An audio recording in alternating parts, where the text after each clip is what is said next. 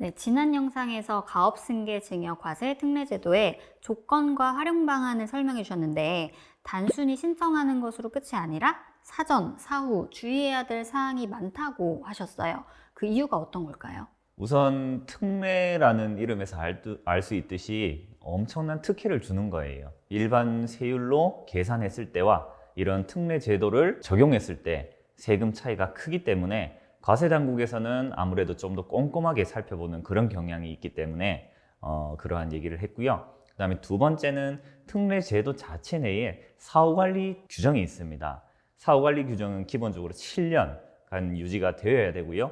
이 기간 안에 사후관리 요건을 갖추지 못하게 된다면 일반 세율로 다시 재추징을 당할 수도 있기 때문에 반드시 주의하셔야 된다라는 점입니다. 그렇군요. 그러면 사전 주의사항부터 조금 더 자세하게 설명을 좀 부탁드릴게요. 가업승계 증여과세 특례는 기본적으로 가업에 대해서만 특례를 주도록 되어 있습니다.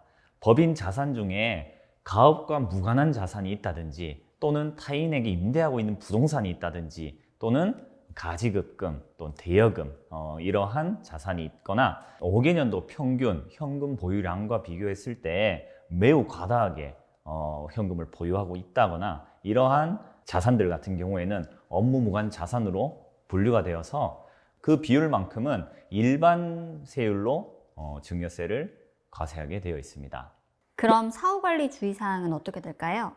우선 가업 주식을 증여받은 수증자가 증여세 신고 기한까지 가업에 종사해야 되고요. 그리고 증여일로부터 5년 이내 대표이사에 취임하셔야 됩니다. 그리고 사후관리 기간이 7년이니까 7년까지 그 대표이사직을 유지해야 됩니다. 만약 가업을 승계한 후 주식 등을 증여한 날로부터 7년 이내에 정당한 사유 없이 가업에 종사하지 않거나 가업을 휴업 또는 폐업하는 경우에도 추징 사유가 되고요. 가업을 영위하지 않는다는 말은 업종 변경에도 제약이 있다는 말과 똑같아요. 그러다 보니까 한국 표준산업 분류에 따른 중분류 내에서 변경하는 경우 그리고 평가심의위원회 승인을 거쳐 변경하는 경우 외에는 업종 변경도 매우 조심하셔야 된다. 그리고 주식 등을 증여받은 수증자의 지분이 감소해서도 안 돼요. 가업이라고 물려줬는데 지분을 팔아버렸다. 이 또한 가업을 승계한 것으로 보지 않기 때문에 이 같은 경우에도 추징 사유에 해당합니다. 다만 합병 분할이나 이러한 조직 변경 때문에 처분하는 경우이거나 또는 상장 요건을 갖추기 위해 감소시킨 경우는 제외가 되고요. 이 외에도 유상증자 등을 하는 과정에서도 실권주 등으로 수증자의 지분율이 낮아지는 경우도 있어요. 이 같은 경우에도 추징 사유가 되는데 이 또한 투자를 받기 위한 것이거나 법인의 채무가 출자 전환되는 경우는 괜찮다. 이처럼 사후관리 요건도 많고 이를 지키지 못해 추징된 사례도 곳곳에서 들리다 보니까 대표님께서 이 부분에 대한 부담을 좀 많이들 가지시더라고요. 그러나 이제 해당 제도의 조건만 유지하면 되기 때문에 경험 많은 전문가의 꾸준한 관리만 있다면 걱정 없이 어렵지 않게 사후관리 요건도 충족을 시킬 수 있으니까 너무 걱정하지 마셔라 라고 말씀드리고 싶네요.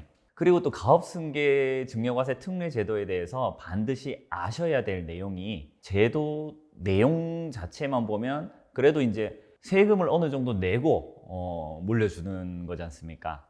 그런데 이마저도 사후관리 요건이 꾸준히 잘 유지가 된다면 주식을 주신 부모님께서 돌아가셨을 때 그 시점에 가업 상속공제도 받을 수가 있다. 원래는 피상속인이 상속 개시일 전 10년 이내에 상속인에게 증여한 재산이나 5년 이내에 상속인 외예자에게 증여한 재산가액을 모두 다 포함되도록 되어 있습니다.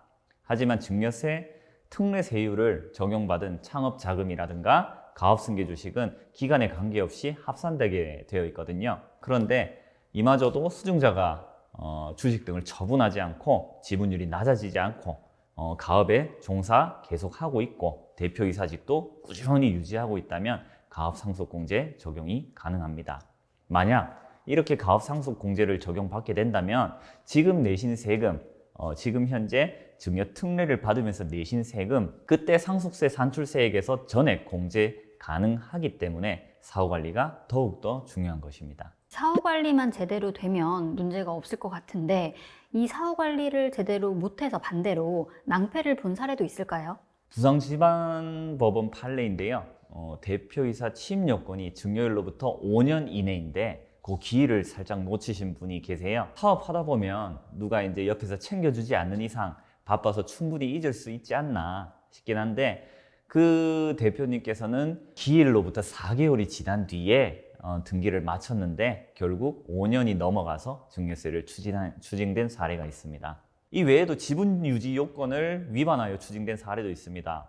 근데 일부러 했다거나 알고서 했다기보다는 회생 계획 인가 결정에 따라 지분이 감소되게 되었거나 법원의 파산 신고 절차에 따라 폐업한 경우처럼 기업 경영상 부득이하게 감소된 경우에도 추징 배제 사유에 해당하지 않는다는 이유로 추징당한 사례가 있습니다. 말씀하신 내용을 요약하자면 이 가업 승계 증여 과세 특례 제도는 이 사전 준비부터 이 상속 공제까지 이어지는 사후 관리까지 전부 다 신경을 써야 한다는 말씀이신 것 같은데, 이런 부분이 어렵진 않을까요?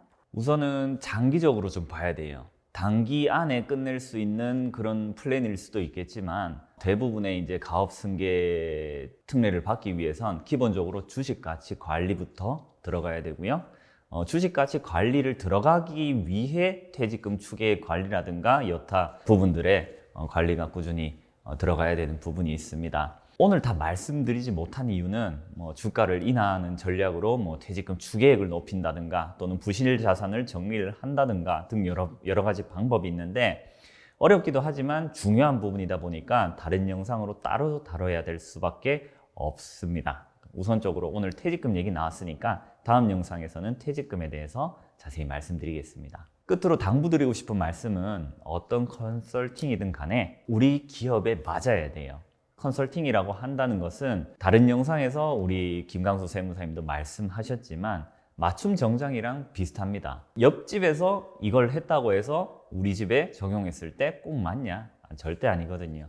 그렇기 때문에 각 회사, 각 기업마다 처한 상황, 그 다음에 각 대표님과 각 그 수증자죠, 아드님께서 이제 처한 상황, 이런 부분들이 제각각 다 다르기 때문에 그 부분들을 고려해서 총체적으로 기간과 플랜과 사후관리 요건 등을 장기간으로 검토를 해야 되는 부분이기 때문에 작은 정보만 가지고 무작정 실행하지 마셔라.